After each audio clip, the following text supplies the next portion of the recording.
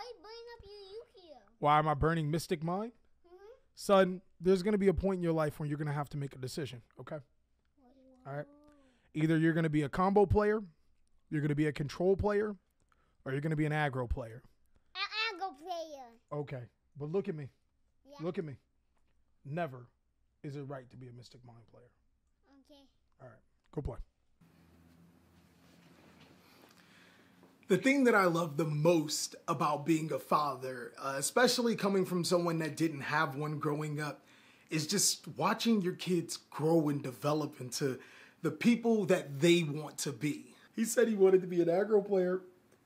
I'm so proud of him. But I swear to God, if he ever becomes a Mystic Mine player, I'm gonna do what my dad did, and I'm going for cigarettes. What's going on with you guys? TheCaliEffect, king of games here. And just like how my son has the potential to be, if not stronger than the king of games, yours truly, these decks have tons of potential to not only be better than what they are, but to actually be extremely competitive.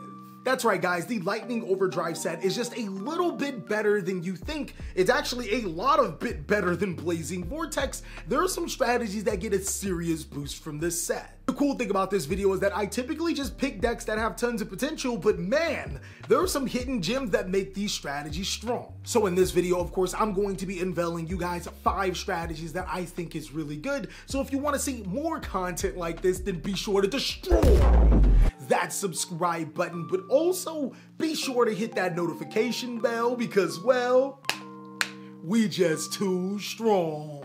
Also, guys, in case you did not know, I do stream on Twitch. We've actually been streaming for about 2.5 solid weeks of good Twitch content. You guys are gonna see more awesome moments if you follow me on Twitch. Also, consider hitting that subscribe button or buy when we have a claim sale going on. We be doing some spicy prices. With all that out of the way, again, these decks have tons of potential. I think it's actually time to start off with a strategy that is one of the best signers, if not the best signer of the 5, and the Black Rose archetype. Now, in case you've been living under a rock that has no vegetation around it, because that's where roses go, the Black Rose archetype is a dragon plant mixed deck that's built on being able to synchro summon monsters to your side of the field. The thing that I love so much about Akiza's deck is that it stays tried and true to her original strategy. This deck is built on destruction and creation after being able to nuke your opponent's entire board with Black Rose Dragon. If you use some of the popular Rose Dragon cards that were used before in other decks, then this deck can actually follow up with some insane plays.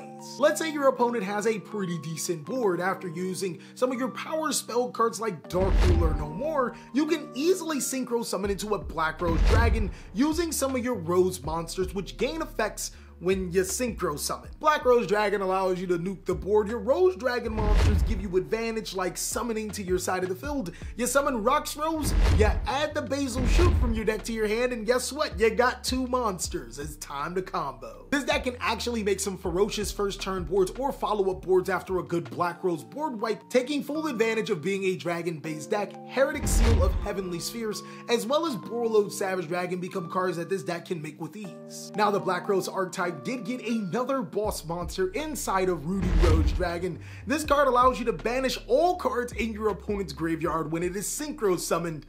When it is synchro summoned, you can do what? The Black Rose strategy is a deck that blows everything up and then rose to the occasion. I think that this deck has tons of potential to be able to compete with some of the decks in the meta. Yeah, you like what I did. You like that pun. I'll keep the pedal to the floor and keep them coming. Moving away from 5Ds and on to the next era, another strategy that rose to the occasion is the Utopia strategy.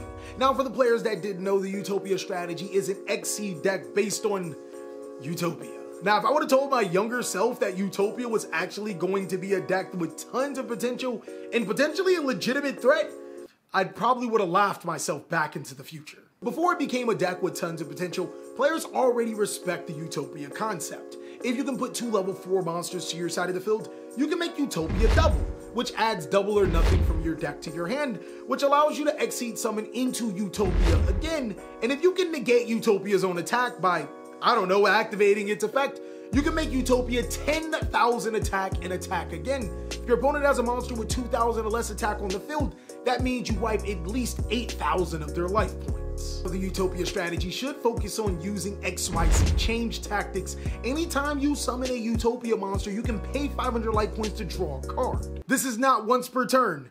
Why is this not once per turn?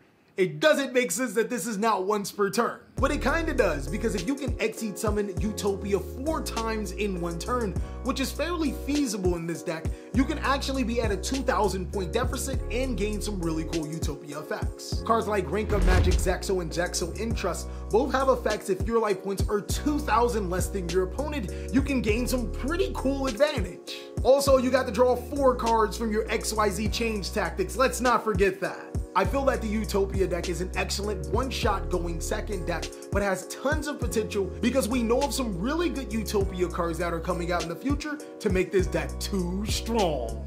Oh my god, I feel like I'm selling out. This is, Zexo is probably the worst of all of the animes, and Utopia is their boss card. This strategy isn't from the Zexo era, but it's definitely known to exceed. Paleozoics are actually an amazing strategy that also gets support in a Lightning Overdrive set. Basically, Paleozoic trap cards are also monsters. Not only do they have really good effects like Dynamiscus and Canadia, being able to flip monsters face down or banish cards on the field, when your Paleozoic cards are in the graveyard and a trap card is activated, you can activate these cards as Chainlink 2 to be able to special summon them to your side of the field.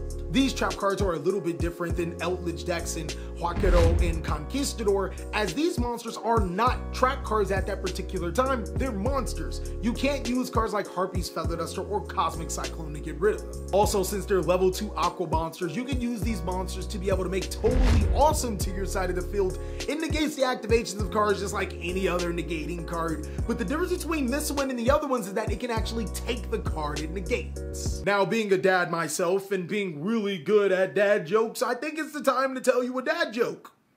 Nah, if I were to tell you one right now, it'd be too totally awesome. Paleozoic got a new Link monster in Paleozoic Camber Roaster. What this card does is that it allows you to send a trap card from your field to the graveyard to set a Paleozoic trap card from your deck to your side of the field, and it can be activated this turn. This may not seem really good on surface, but sending a Paleozoic card from your field to the graveyard to be summoned to your side of the field, as well as being able to search some of your more powerful Paleozoic trap cards, I don't know, that's pretty good. This card can also banish itself from the graveyard to protect your back row from cards like Harpy's Feather Duster. How can you not love Paleo Camber Roaster? I mean, for a water card, it sure is a roast in the competition with that fire.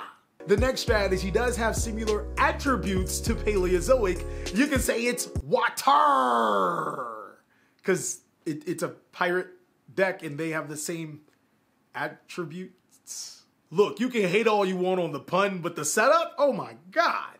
Plunder Patrol is a strategy that is based off of being able to special summon monsters from your extra deck depending on the attribute that your opponent has in the graveyard. Also, Plunder Patrol monsters can activate when they're discarded from the hand, as well as equip themselves to monsters on your side of the field. But now with Black Eyes, the Plunder Patrol Sea Guide, it literally fixes most of the problems. What Sea Guide does is that it can special summon itself to the side of the field and then add one of those Plunder Patrol cards from your graveyard to your hand, a Plunder Patrol card that you probably discarded. And then if Sea Guide is sent from the monster zone or hand to your graveyard, it can special summon an equipped Plunder Patrol monster to your side of the field. This card is really, really good. Sea Guide literally through one card ties up so many of the deficiencies of Plunder Patrol in one bow. In the last archetype I want to talk to you guys about sparks a lot of confusion. The Trap Trick strategy is a plant and insect based deck based on using trap hole cards to be able to ensnare your opponent. Now, the reason why I say a lot of players are confused about this strategy is that they don't understand the waifu cards are literally the trap. Now hear me out, guys. In the wild, there are certain insects that will ensnare their prey by alluring them with things that they like. Dweeby Yu-Gi-Oh players just so happen to like waifus. So if you guys are starting to understand what's happening here, the Yu-Gi-Oh card literally is not the waifu. It's the other thing that you're not paying attention to. Waifu discussions become really weird when somebody says they like trap tricks, and it becomes even weirder when they say they know about the trap tricks and they like the insects. That's their waifu. When you try your best, but you don't succeed. Some of the most powerful Trap Tricks cards are Trap Trick Sarah, which allows you to special summon Trap Tricks monsters or set trap hole cards to your side of the field, and Trap Tricks Reflatia, which allows you to just flat out activate trap hole cards from your deck. Also, some of the strongest trap hole cards just so happen to be Gravedigger's Trap Hole, a card that is really good in today's meta, and Trap Tricks Trap Hole Nightmare, which is also really good in today's meta. Who would have guessed? Being able to stop special summon monster effects and the cards that activate in Graveyard or Banished would be really good. I mean, they're pretty good. Now, the new Trap Tricks monster in Trap Tricks Vesiculo allows you to send a normal trap card to your graveyard to summon it, which is really good when you need extra monsters to your side of the field, a perfect extender. But while you have no back row cards, you can target one trap hole card in your graveyard, banish this card, and set it to your side of the field. So it's a card that actually can give you recursion as well. And then there's the new Link monster in Trap Tricks Curlia, which allows you to set a trap hole card after you activate it, and then during the end phase can special summon a Trap Tricks monster from your graveyard to your side of the field. I think that these cards are excellent additions to the Trap Trick strategy, which needed a new extra deck monster as well as a new monster to be able to compete with some of the top decks. This strategy is actually one of the more slept on archetypes in Yu-Gi-Oh! Right now. But seriously, if you guys just look at the artwork, you can literally see the monster, the actual monster that is there to... You're gonna do it anyways. Okay, just go ahead. I mean, just don't say I didn't tell you. Well, that is all that I have for today's video. I really hope you enjoyed the content. If you did, be sure to check out these videos as I'll catch you on the next one.